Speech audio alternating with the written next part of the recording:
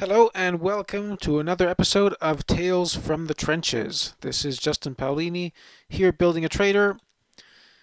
Before we start, let me just go through the risk disclosure. Trading foreign exchange carries a high level of risk and may not be suitable for all investors. The high degree of leverage available can magnify profits as well as losses.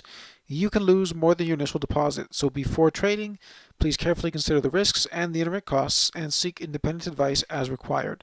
Please contact us to discuss any questions or concerns you may have because we are here to help. And with that said and done, today we're going to go through a very short case study. This is a trader, a profitable trader, who is trying to improve and came to me with some issues. Now we're going to go through some issues regarding stop losses, risk, and trade management. So, this is the equity curve since the start of the year. This trader has been trading for longer than that, but this is just to show you in 2021 what he's been doing. Okay, now these are some stats. Okay, he has a 77% win rate. His average win to average loss is 0.83. He doesn't have a proper position sizing model. He doesn't have a proper money management ladder, and his Sharpe ratio is 0.27. So there's some good and some bad here. The good part is that he's making money, and I can tell you he is comfortable with his current approach. The high win rate is kind of an orange flag or a red flag for me because tendentially traders that have win rates above 60% tend to have a negative average win to average loss, and that's what we're seeing right here.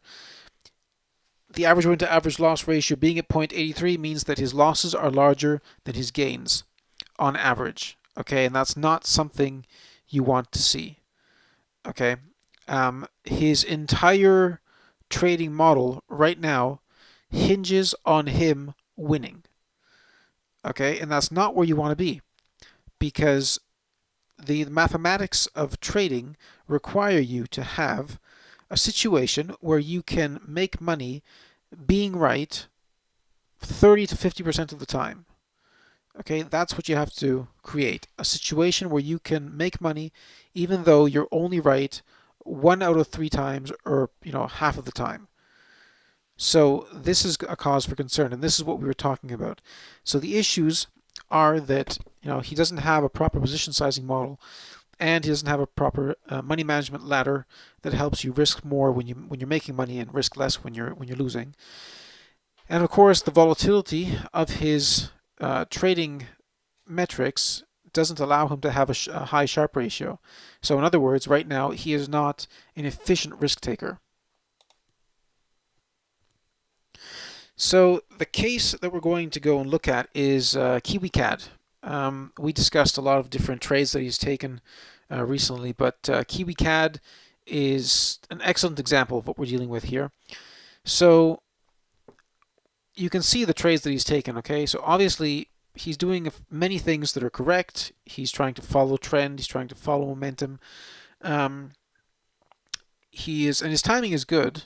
Okay, he's profitable, so he's doing a few things. I mean, recently during this move down, you can see that he was he was short on KiwiCAD, and this was a great trade. But what are the buts? Okay,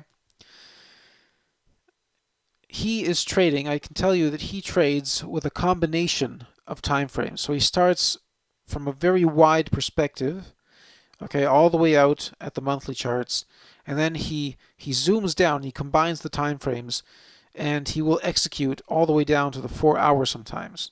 So what we have to discuss here is this time frame combination, because certain trades, just like this short over here, okay, this short has to have certain reasons based on the time frame of inception. Okay, this obviously was not a short that was taken at the daily level because there is no daily candle that justifies this short.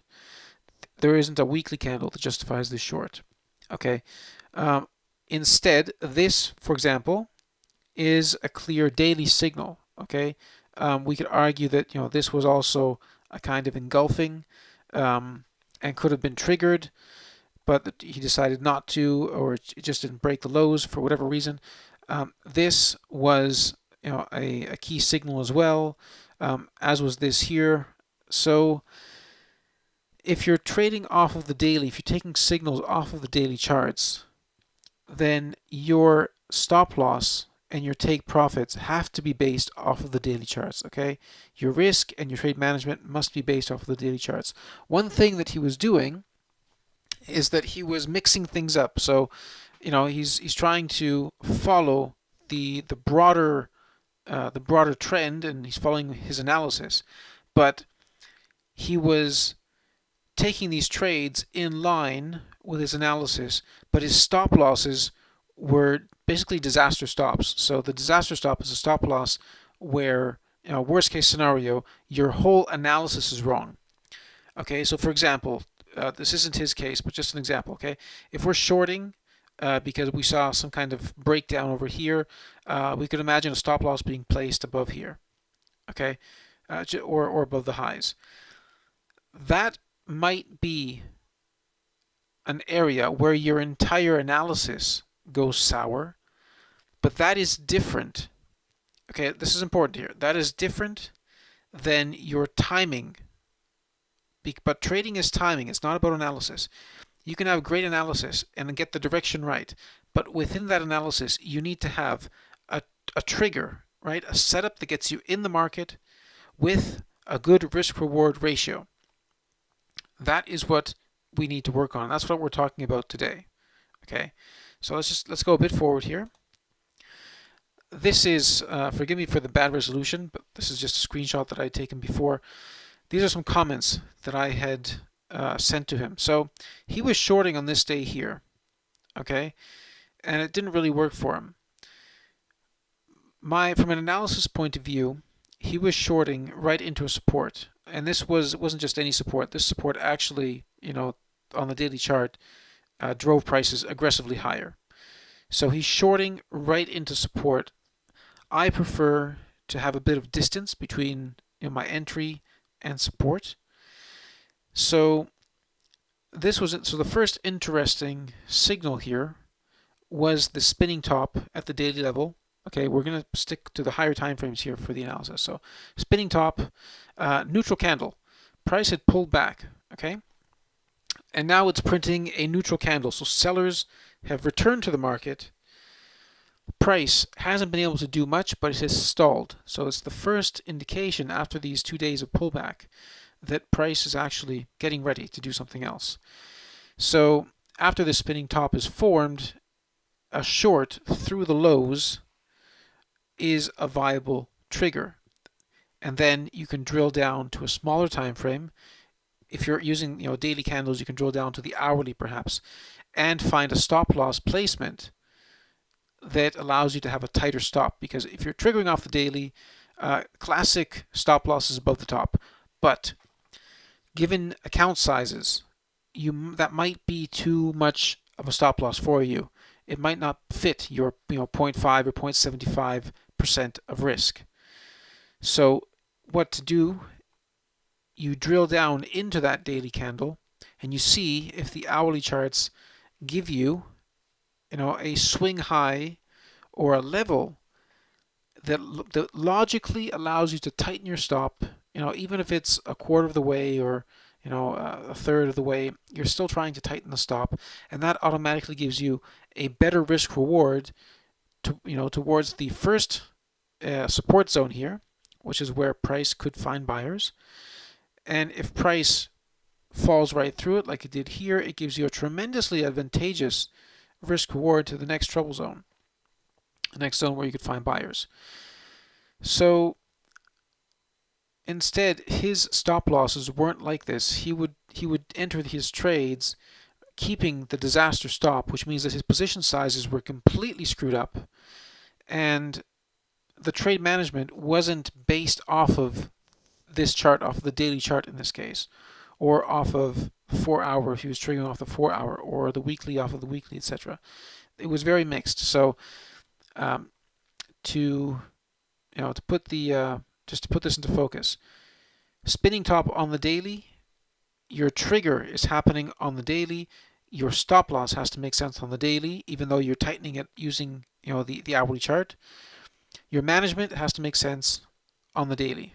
Okay, so with that said and done, that was a potential trigger.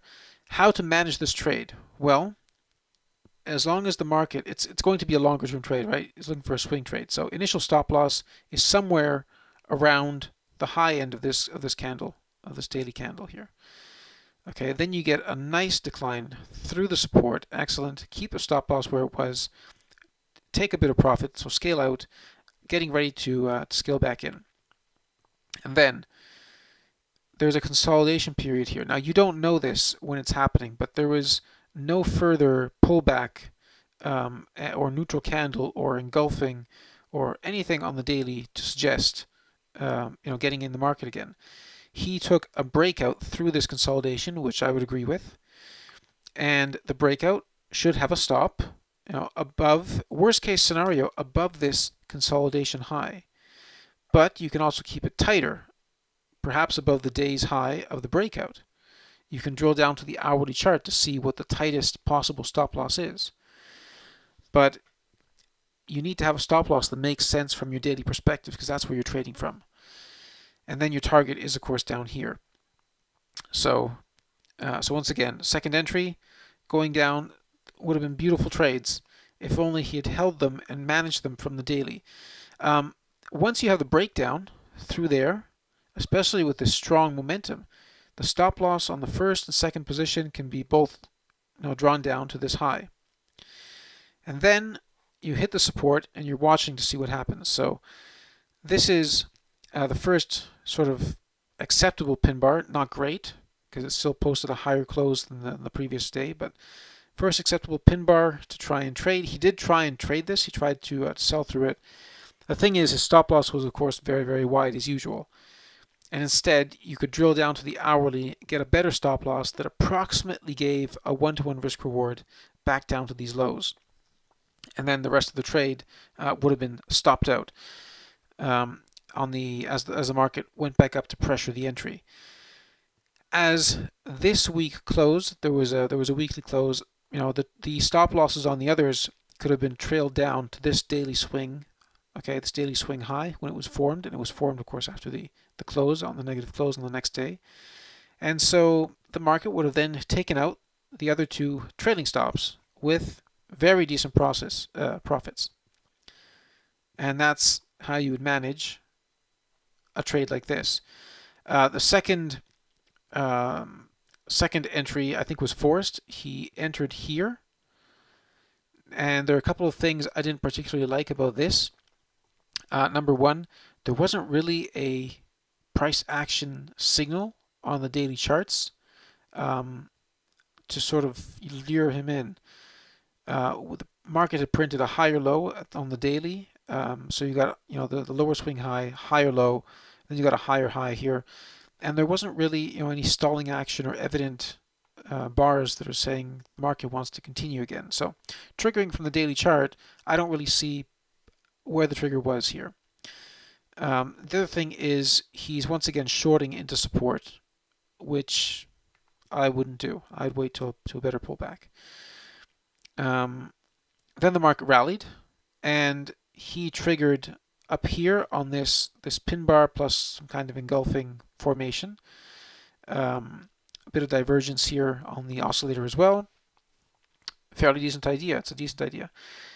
And he's shorting through the low, but of course the stop loss again wasn't at the high, it was higher up.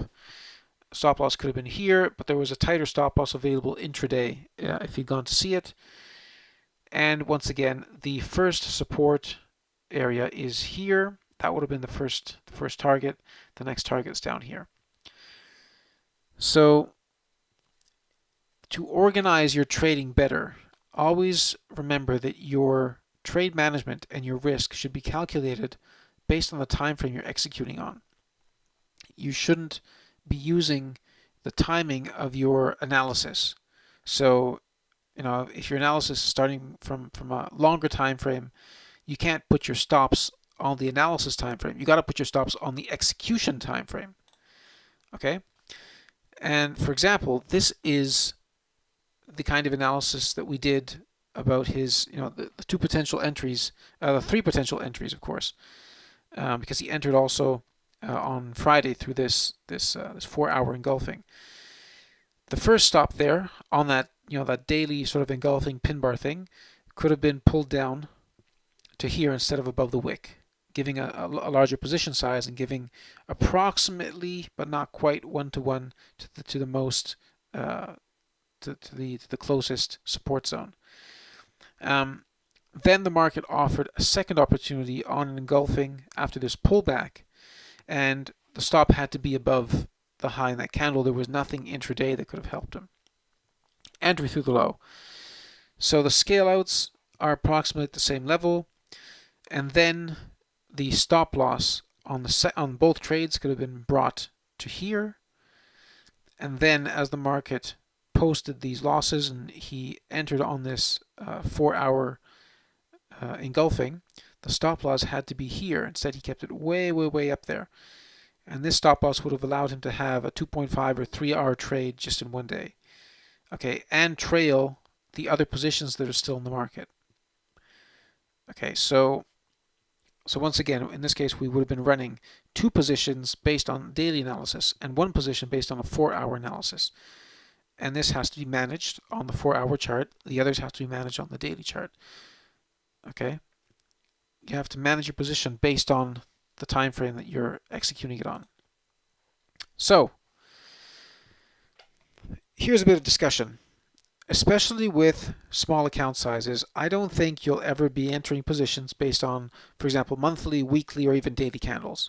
Okay, for 2 reasons.